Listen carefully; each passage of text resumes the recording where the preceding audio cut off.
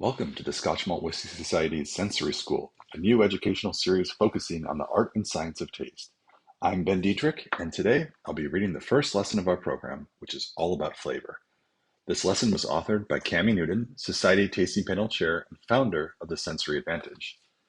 There are a few people on Earth who understand whiskey tasting quite like Cami, and I'm honored to share his insight with you today.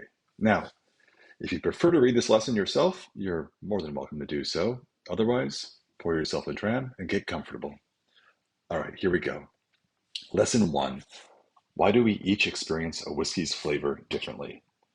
Many assume there's a single correct way to describe a whiskey's flavor, and anything outside of that is simply wrong.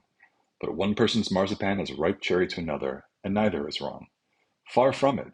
The variety of aromas we perceive is a feature, not a game of right and wrong. Understanding why each experience a whiskey's flavor differently is therefore not only important to understand, but it's central to enjoying whiskey together. In this lesson, we shall explore the key reasons that set our sensory experiences apart from one another. It will help you to explore flavor into the true spirit of SMWS, with a sense of adventure, endless discovery, friendship, and fun. Each of us carries around 800 or so genes for odoreceptors, the receptors in the nose that detect airborne molecules before sending signals to the brain.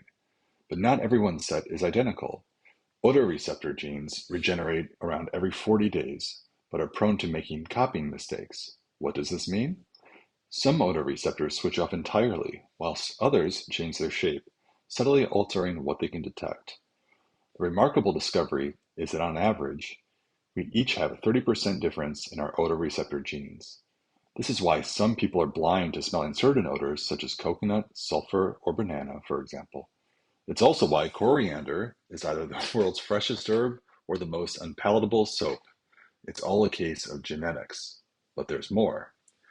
When you sniff a dram, memories pop into your head as your brain attempts to match the molecules to previous experiences. The images that are pulled from your memory of odors when smelling are called odor objects. For example, if you smell coconut, you will have an accompanying mental image of a coconut.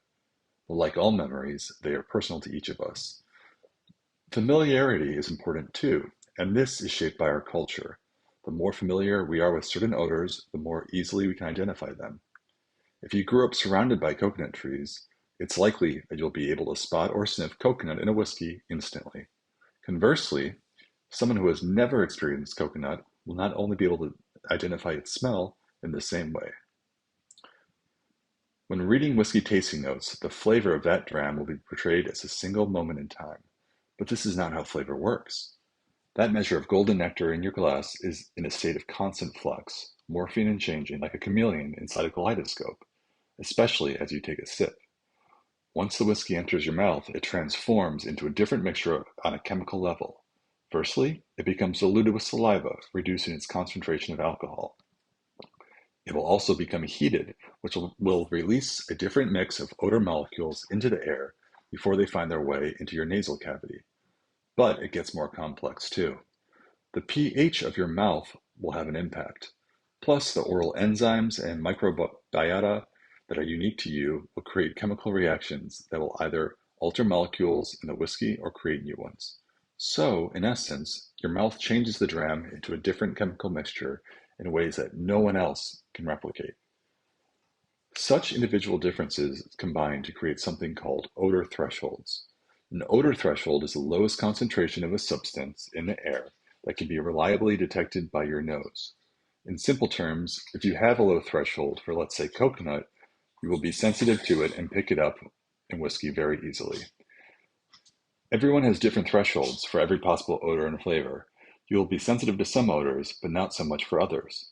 The fascinating part is that odor thresholds can change constantly throughout the day. Depending on your emotional and physiological state, your thresholds will go up and down. You may have noticed this when the same whiskey tastes different on consecutive days.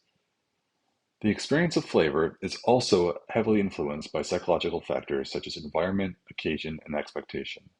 Research has demonstrated how the perception of flavor can be enhanced in shared social settings, and that mood has a direct impact on flavor perception too. Expectation is a fascinating topic, however. Everything from packaging the bottle design to pricing, scarcity, and age will prime your brain to anticipate certain qualities and characteristics. Again, this will be unique to everyone based upon prior experience and knowledge. As should now be apparent, there are many reasons why each experiences whiskey's flavor differently. In fact, when you look at flavor, it's remarkable that we should agree on the character of whiskey at all. But this subjectivity and individuality is what the society is all about. Embrace it and share it. Safe in the knowledge there are no wrong answers. Join us for our next lesson, your guided sensory analysis and the SMWS panels, or discover more, including how to join our online course on learning the sensory science behind professional whiskey tasting. Follow the link below. Thank you.